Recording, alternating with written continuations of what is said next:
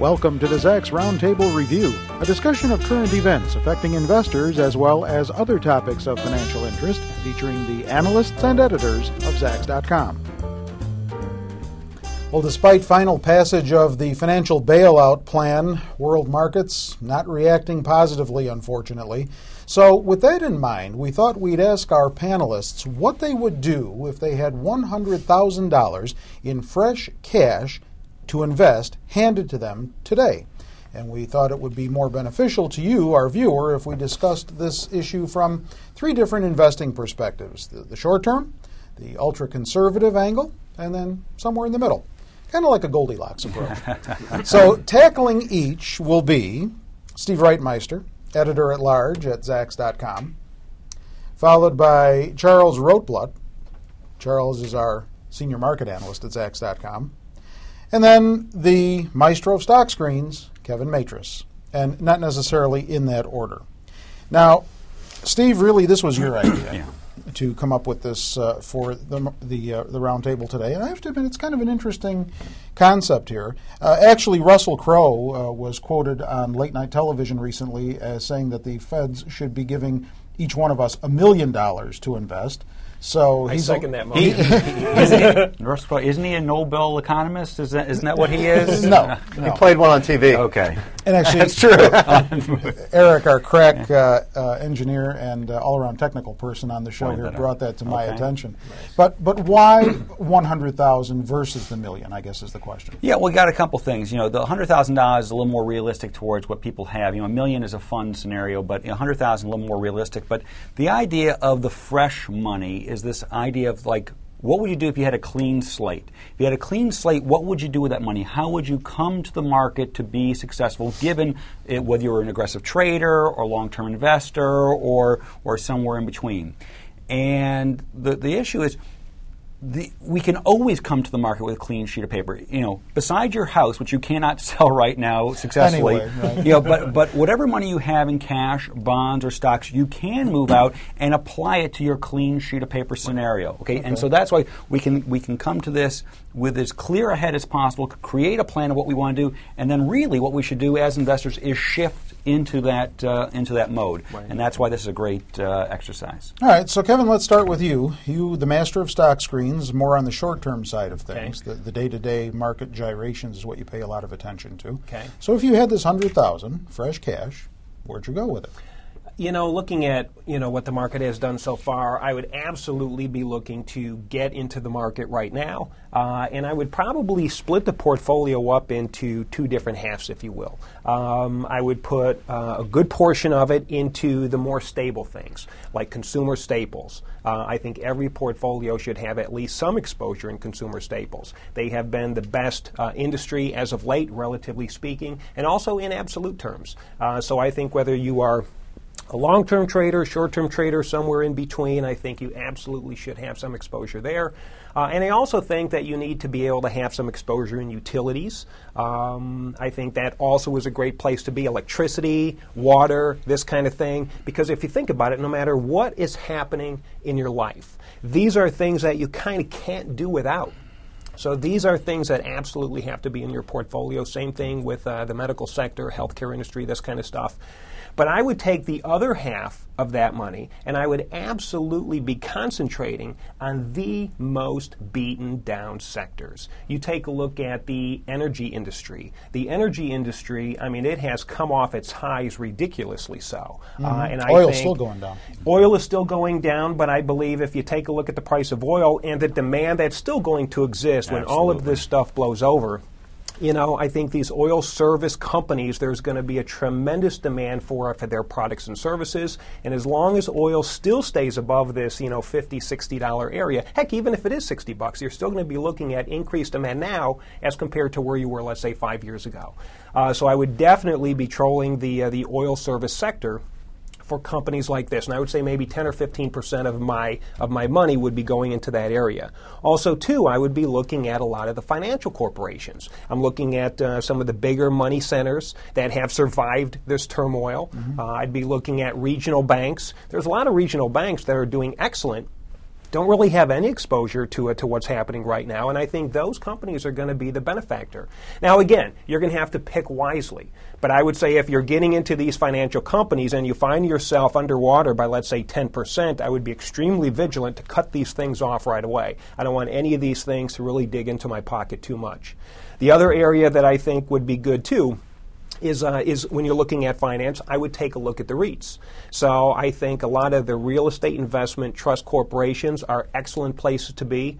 I don't know if I'd want to go into construction. But I do think the real estate area has been beaten down so much, there's going to be a lot of great bargains, and I think that is also going to be a place where you can be rewarded very nicely. So I would say with all of these different things, I would say putting 10 to 15% in like the consumer staples, medical, and utilities, 10 to 15% in energy, finance, maybe even transportation. Mm-hmm. I would also have a portion of my money in cash. So as the areas that are doing the best are presenting themselves, I would want to start adding more money to those areas. And I would be doing it incrementally as well. I wouldn't be doing it all at once, because if, let's just say, next week is the bottom, this week isn't, I'm going to be able to buy things at a cheaper price. So that's how I would attack it right now. All right, Charles, on the ultra-conservative side, someone had to retire soon. What would you recommend? Yeah, I think one of the things when you look at conservative, and especially if some of our listeners are 60 or older, it really depends on two factors, health and wealth. The more that you need money immediately, or you think you'll need money within the next few years, the more conservative you should be. Obviously, if you're in good health, you have a sizable nest egg, say considerably more than $100,000, then you can afford to allocate more towards stocks. So when we start talking about conservative investors, particularly people who are either at retirement or near retirement, there's no set rule on how much you should allocate. It really depends on health and wealth. I think for all investors, though, I recommend you spend $3 and buy a little notebook. Keep track of what you're looking at, what stocks are in your portfolio, what funds are in your portfolio, what you see that might look good but may not be a good idea now. If you write it down, at least you have a reference where you can come back to. You can also see when you make a bad trade what went wrong. But getting down to some brass tacks here, assuming I had $100,000, it was in relatively decent health. I would put some of it in Berkshire Hathaway. The B shares, obviously, they're trading for about $4,500. The reason is when you look at what Warren Buffett's doing right now in the financials, the average person's not going to get the bargains he's getting. He holds shares in Wells Fargo, Goldman Sachs, American Express, several others. He's looking to shore up people. It's a good conservative way of doing things. It gives you broad exposure to the entire economy as well. Going elsewhere, I think you should take a look at treasurydirect.gov. You can buy treasury bills directly from the government, avoid the middleman costs. And I would really look at the short-term bills, 30, 90 days. Easy way to stash your cash. Keep it very conservative. You're not taking the interest rate hikes right now because interest rates are unfairly being down by this flight to quality. But if you look at very short term, you can at least have your money secure. The government's not going to default on their debt. But getting down the stocks, I think I'd kind of split it up. I'd look at some index funds, put a little bit into defense, maybe 10%, maybe 10% into medical, going between big pharma and medical products companies. I'd look at oil and energy. I particularly would look at the oil field services companies, the companies that provide the parts to get the oil out of the ground. As Kevin says, as long as oil stays above 60, there's going to continue to be demand for those companies. We do see some shareholder-friendly companies in that sector. I'd also look at rail. It gives you a little bit of growth in there. And like I say, go back to your index fund, because if you get an index fund, regardless of what sector the market does well in the future, you'll at least have some exposure. But I think right now, if I was in relatively decent health, I'd probably be thinking about a 50% allocation to stocks and 50% allocation towards cash. But an allocation towards stock, I would think about dollar cost averaging over the next several months, because we don't know when a bomb's going to be set. But I think it's important for investors to realize that when a bottom is set, there's not going to be a lot of foreshadowing, and we could see a quick rebound. All right, Steve, that brings us to you for the middle ground. You got about a minute and a half now. Yeah.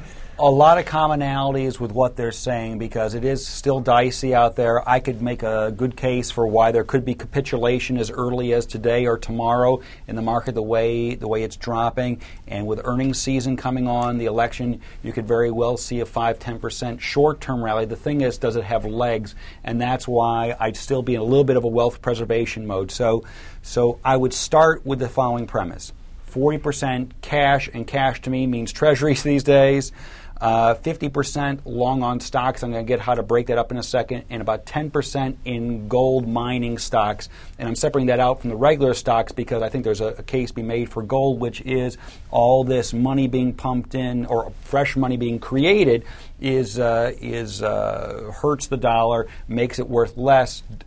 Gold is real money, and the best way to invest in gold usually is through the gold mining stocks to enjoy some appreciation there. So in terms of the 50% long stock position, a lot of the same concepts of what these guys are saying, but what I'm going to add to it, besides the industries they've already stated, I'm not going to change any of them, okay? But I would go a little more large cap. I'd have an eye towards value. And in particular, companies that are Zacks rank 1 or 2 that hopefully just recently had an earnings surprise, meaning you don't want to be having too many questions going into earnings season. You want the ones that are showing that things are going fine, they're giving the healthiest outlook, so you don't have one blow up on you here in the next month or so. So I would be accumulating that 50% stock position over the next month as they have their earnings and as I feel safe that those are the right ones. That 40% cash over time as the opportunity presents itself, I would keep moving that towards the market as it's clear that we have bottom, and I would move as I normally do over time, which is towards 80, 90% in the stock market over time. But here again, I'm taking the middle position, assuming it's a person who has 15, 20 years to retirement. There's still some growth opportunities. Time, something unfortunately we don't have a lot Yes. more of for this discussion. The today that Steve refers to is October the 6th, in case you're marking the calendar. So there you have it in a nutshell, what our panelists would do if they were given $100,000 of fresh cash to invest today. And with the whole gang, I'm Terry Ruffalo.